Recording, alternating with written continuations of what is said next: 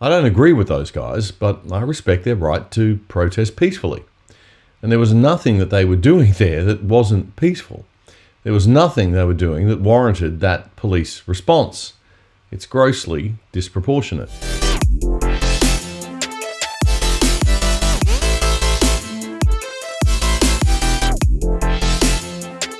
G'day and welcome to episode 37 of The Other Side Australia. I'm Damian Coory, and we've got some very big news this week. We're changing the program format. It seems that most of you prefer to watch our 10 to 15 minute shortcuts than the full 60-minute show. So we're going to be putting out the show as a shorter program more times per week. So there'll be 2 to 3 Other Side Australia episodes every week from now on, with each one of them being around 15 minutes or so. So those of you who enjoy the longer format as a kind of weekly summary of the news, don't despair. All you got to do is put your YouTube or Facebook or podcast app on to continuous play mode, and it'll still play all the episodes in sequence, giving you effectively the same summary and length as our old show format each week. There'll also be more interview shows, and these will go as long as the interview takes and feels right. And we'll always put out a show on most nights during the week, twice during the week, and you'll get other shows more frequently when and as needed, depending on the news cycle. So welcome to the new format, The Other Side Australia. Let's go. Things are getting a bit troubling in Victoria with the police. The crackdown on people who want to exert their democratic right to protest in the past week has been overkill in the extreme. Now, I'm someone who's very pro-police. The vast majority of our men and women in blue are incredibly hard workers who have to face danger and difficulty every day at work. But I guess that's why I get so upset when the police are used by politicians to enforce political agendas.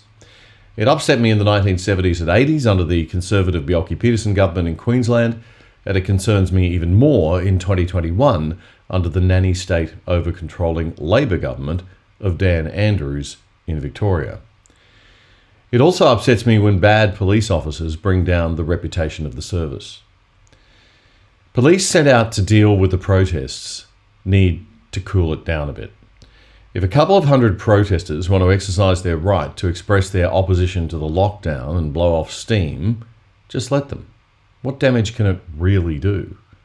You've allowed gatherings for Indigenous and left-wing causes. Why can't you allow a few people who feel passionate about liberty, no matter how nutty they might seem or be, to at least blow off some steam? The thinking is that if they let them get away with it, then more people will come out and protest. But it doesn't work like that. If you clamp down on them, then more moderate people will feel outraged and will eventually join them. A number of quite disturbing videos emerged on social media over the weekend, and the lack of coverage on these in the mainstream media has been a little bit disturbing. Take a look at who throws the first punch in this clip.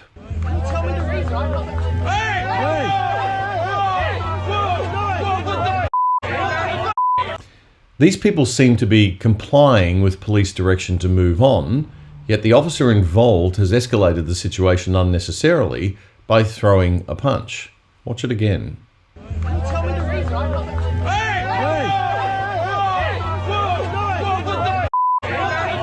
The person involved in that case says he will be suing, and he has an overwhelming amount of support on Twitter, so I'm sure there'll be a lawyer or two willing to help out.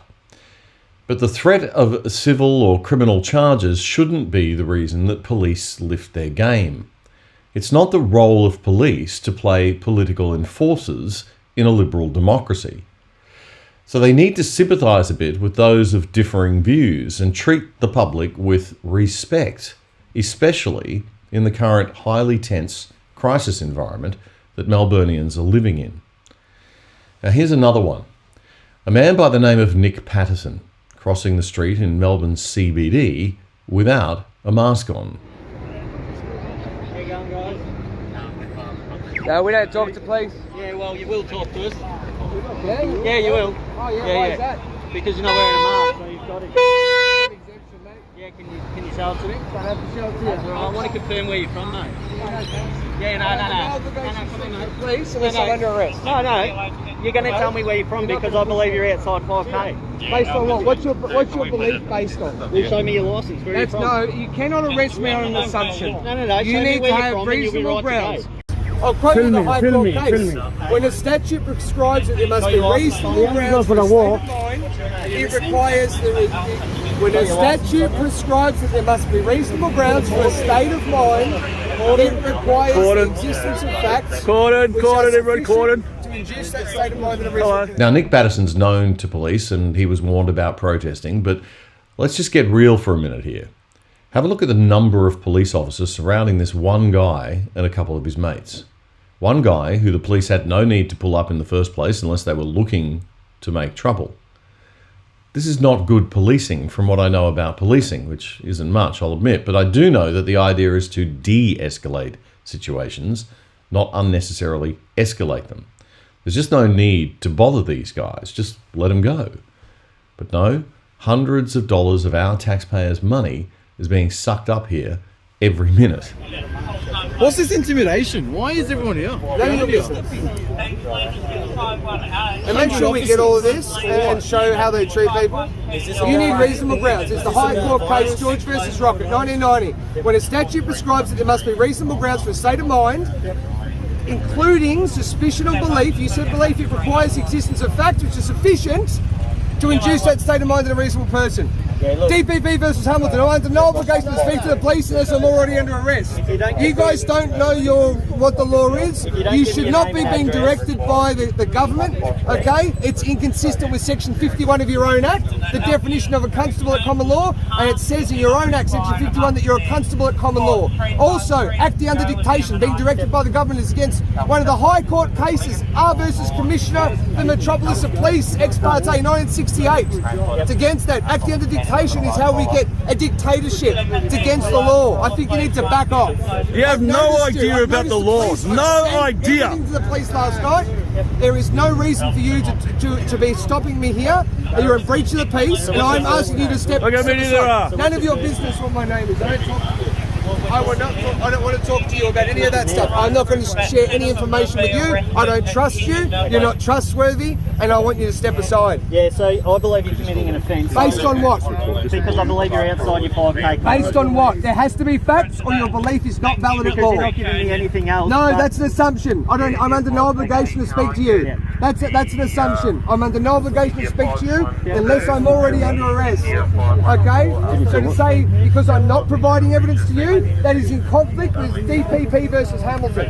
Okay? Supreme Court case. Know your rights, buddy. Know your rights. Know your law, know your rights. You arrest us, we'll take you to court and sue the shit out of you. I've told you that I'm not going to share any information with you unless I'm already under arrest, and in order for you to have reasonable grounds for that arrest. Hello everybody.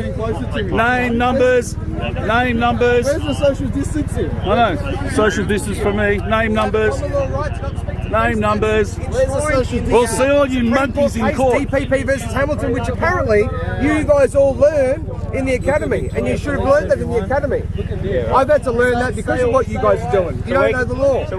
Sergeant, I think you're a little bit out of your depth there, and you're acting now on ego, not the law. Why did you not just step aside? No taxpayers want you to be doing this to our fellow citizens. This isn't policing, it's completely unnecessary, and it's bordering on harassment. I'm under no obligation to speak to the police unless I'm already under arrest. That's the Supreme Court of Victoria.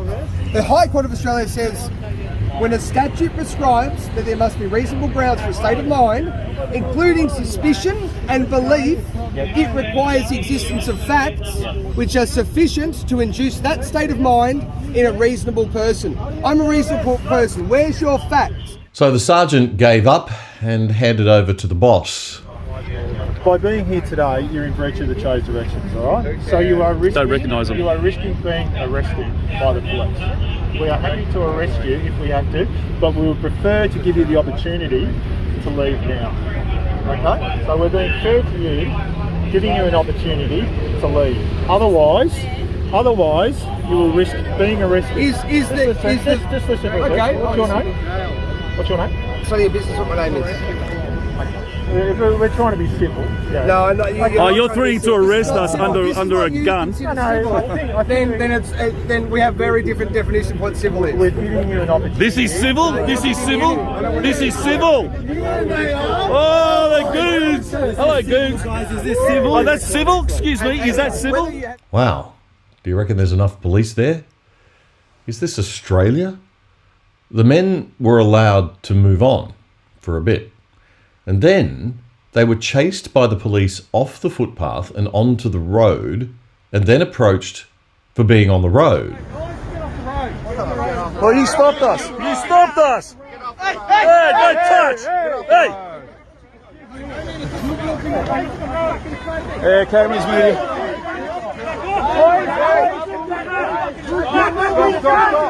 You will be judged.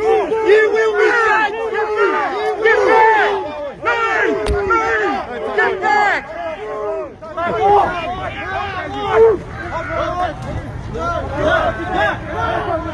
Hey, media, you dickheads! Got your footage? Got your footage?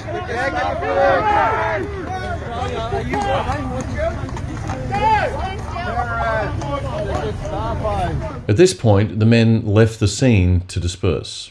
All that police for this size of people. That's it, look at them. What are they scared of? But the police pursued and followed them. Look at this. Look at this. Victoria. It's all on film, mate. It's all on film. We got 900 people watching right now.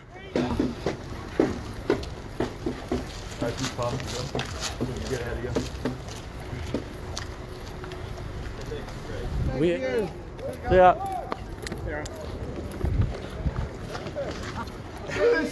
The seriousness on all your... And then the police made what seems like a strangely unnecessary and provocative move. Yeah. Hey, Nick, we'll turn around.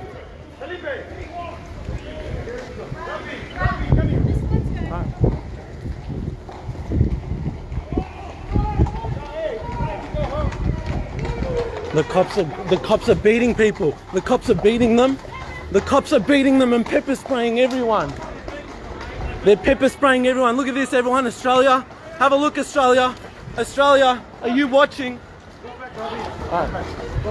Australia, are you watching?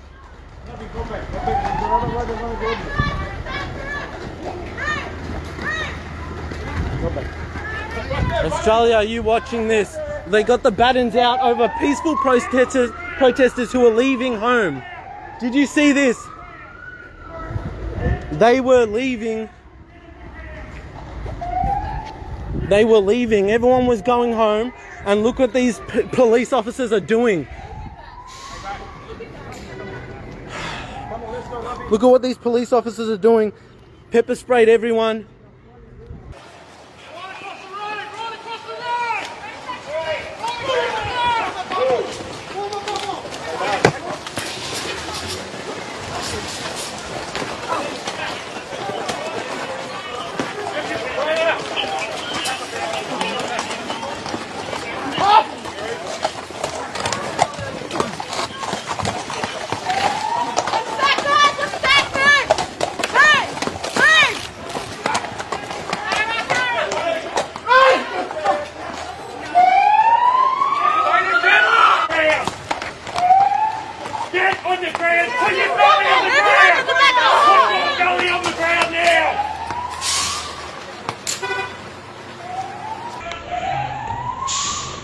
Look at this, communism!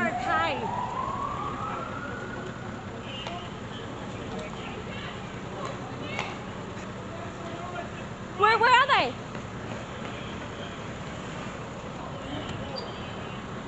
Fucking hell.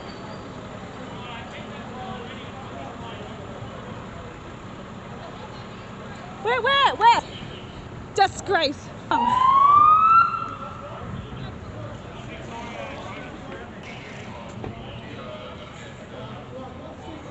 So, is this the kind of policing we want, Australia? That was political policing. It's It's very disturbing stuff and very unnecessary. And what is all this costing? And why? To what useful end? Now, Nick Paterson, the very articulate guy who was the main focus in that video, is part of a group called Project Phoenix. And they're an extreme anti-COVID group. They had urged people to go out without a mask on and cop a $200 fine as an act of defiance in support of freedom. So if the police wanted to fine them, why didn't they? What was the heavy-handedness and army-level response all about? I don't agree with those guys, but I respect their right to protest peacefully. And there was nothing that they were doing there that wasn't peaceful. There was nothing they were doing that warranted that police response. It's grossly disproportionate. If the government truly wants to stop extreme groups gaining ground and support in this country, how about trying not turning them into martyrs and heroes? And what have we become as a society when we use that level of force on otherwise pretty harmless protesting citizens? I'd really like to see some activist groups on the left step up and support these guys just on civil liberties grounds.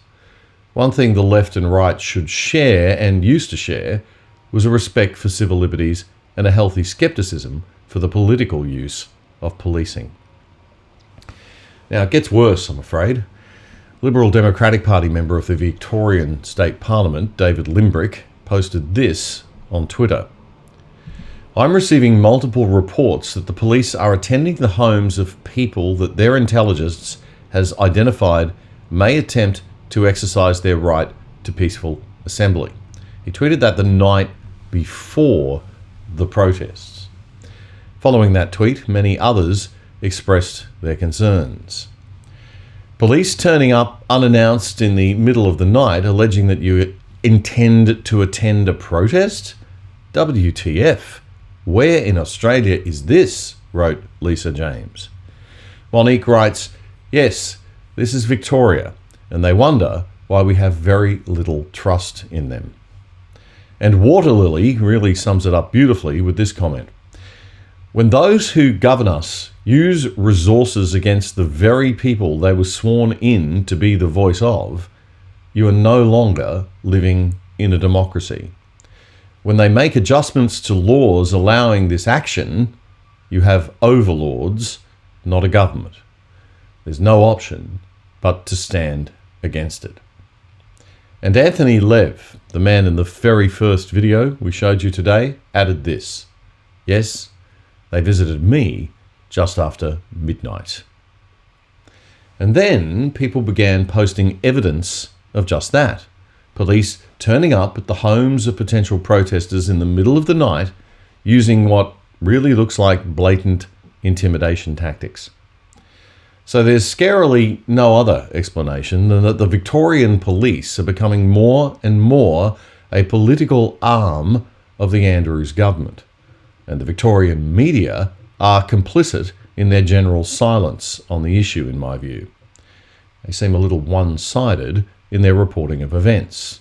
Here's Channel 7's report on that day's news. They clashed on the road, then taunted police as they walked side by side on the footpath. Stand on the right side, boys. Anti-vaxxers and anti-lockdown protesters came together, but they had no chance to properly gather. A cleverly executed plan by police had every pathway covered. Cleverly executed plan? Is this reporter trying to secure a job at Victorian Police Media, the PR office of the police service? She doesn't discuss how the protesters were generally compliant, did not start any violence, and nor did she consider the fundamental right of people to politically protest in a free country, or even mention that. No, this reporter, Tegan Dolling, has decided who is right and who is wrong long before she started writing her story, and that's that. This isn't journalism. It's verging on propaganda for the state. Police were cracking down early, setting up vehicle stops to check all cars entering the CBD. Hello, sir. What are you up to today? Just like, what? Some protesters still snuck through, pretending they were in the gardens lawfully. I'm going to work. I'm exempt from all this. The mounted branch and public order response helped pick out the protesters, many easily identified as they weren't wearing masks. I refuse to answer any questions. Well, you're going to have to. I am not going to take the vaccine. You know, like it's an experimental drug. Police made arrest. I am a model citizen. I've never been arrested in my life. Well, you just said you had been arrested. Never been until now. After arrest. Every day is a human right day. I'm so angry. It's not funny anymore. Some so full of hot air. That's pretty disgusting. They found humour in breathing on people. You can't just breathe on someone. That's disgusting. That's disgusting. I don't care. But were quickly frog-marched away. Now look, breathing on people is pretty disgusting, and these people are extreme in their views, some of them. But Australia is supposed to be a free country where we permit dissent, and we allow people to be a bit nutty if they want to be. That's what freedom is about. Again, I would say this is not a proportional response from law enforcement. Channel 9's report was a little less propaganda-laden, but only just. At least they covered the nighttime door knocks. Can't I just go to my car? I've already got my fines. I just want to go home. Authorities last night warned organisers to call off the demonstrations. Despite that, hundreds still tried to gather at Flagstaff Gardens, but police didn't give them the chance, forming a ring of steel around the park Back off! and pouncing on protesters as they entered. This is what we get for fighting for our freedom. Police brutality. I have an exemption. I literally have an exemption. Like, I actually have a proper exemption. It was a zero-tolerance approach and the fines were flying. This is a makeshift police HQ in Flagstaff Gardens. It's where protesters are taken after being arrested, and this is where they get issued their fines. This Bayswater man was penalised for being more than 5 kilometres from his home. Will you pay your fine? I will be contesting this fine in court. How much is it? It says $1,652. Some demonstrators did try to march. Hello, Mum. Hello, Dad. But they only got as far as North Melbourne. Yes, North Melbourne, trying to peacefully go home before being set upon by a pack of police, if we're to believe the video we saw earlier. Police arrested 14 people and pepper sprayed several others during the protest. Some anti-lockdown protesters are facing a long stint in prison if found guilty of assaulting police.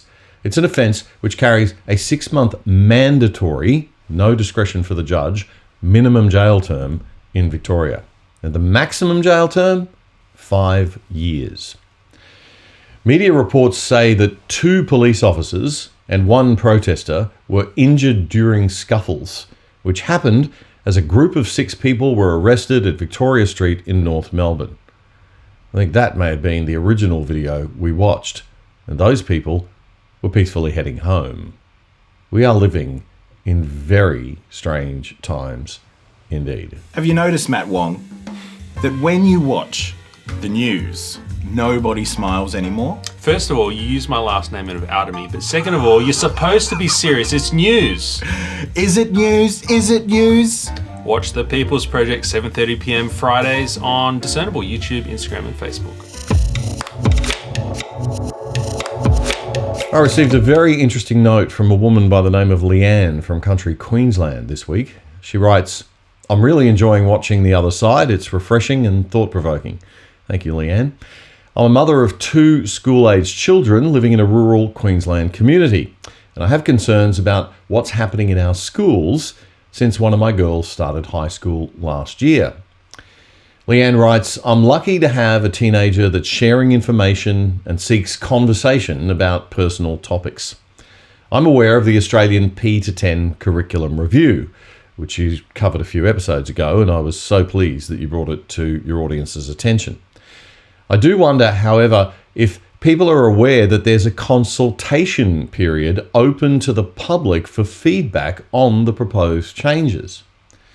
I'm one of those annoying parents," she says, "who asks questions and wants details. But I find myself plagued with doubts, like will my children be targeted if I speak out or ask difficult questions? I get frustrated by the complacency of parents who don't seem to be concerned that school is turning into a place where the government is attempting to teach our children what their values should be without consulting their parents. I've never heard anyone say this, but I feel like teachers are being elevated to the position of the moral elite, and governments feel it's necessary for them to take on the role of our children's social education because parents have failed. I'm aware there is an expectation that schools engage with their community when dealing with social and emotional topics. From my daughter's school, statements like, "It's our aim to work in partnership with you," are used when communicating with parents about sensitive topics to be discussed in health and physical education or our school's weekly development program. I'm in the process, Leanne writes, of finding out what this partnership looks like, because the development program topics for Term 3 include resilience, identity, human rights, equity and equality, and difference and discrimination. I've asked our school for more details because I'd like to actively participate in this partnership they're proposing, but I can't do so with no details about what will be taught in the classroom. I've been denied access to the teacher's lesson plans because that would be creating extra work for the teacher, but I have been promised some classroom resources, she says. In your most recent Other Side episode, Sean Masters rightly states in his conversation with you that the woke beast hasn't fully hit Australia, but it's coming. I believe it's coming through the next generation of Australian children that are being indoctrinated via our education system, and the indoctrination is only being ramped up from what I've seen of the curriculum review. Sean expressed hope that there is a turnaround happening, and I'd like to embrace that hope, but worry that will never happen when our children are being drip-fed woke ideology from 5 years old. You also spoke about the need to be brave and genuinely hope that there are a lot of parents out there who are brave enough to speak up and feel the need to find out exactly what's taking place in their children's schools. I know many people feel out of their depth responding to documents like this, but it is one way for parents who are concerned or interested to give feedback. In all the media coverage I've seen, the opportunity for feedback isn't being mentioned. That was a great letter, Leanne. Thank you very much. We checked out the website for the Australian Curriculum Review consultation, and we would urge all parents who are worried about woke, Marxist, critical race and gender theory indoctrination to make a submission. Remember to call it out. It is a thing. It is critical race theory, critical gender theory, and it is of Marxist origin. So you can just Google Australian consultation, Australian curriculum consultation, or check out the program notes where we'll put the main link for you in the show today. Well, that's it for our second episode of our new format, our shorter and more regular episodes of The Other Side Australia. I'm Damian Coory. Please remember to click that subscribe button on all the platforms. Please tell your friends about the show. There will be another episode in a few days. If you're following us on YouTube, click the little bell. You'll get notified whenever we put a new show up. Sign up for the Discernible crew at Discernible, that's discernible with an A.io. And if you'd like to be added to my VIP WhatsApp group, all you have to do is email your WhatsApp number to us at theothersideost@gmail.com. That's theothersideost@gmail.com. We'll see you soon.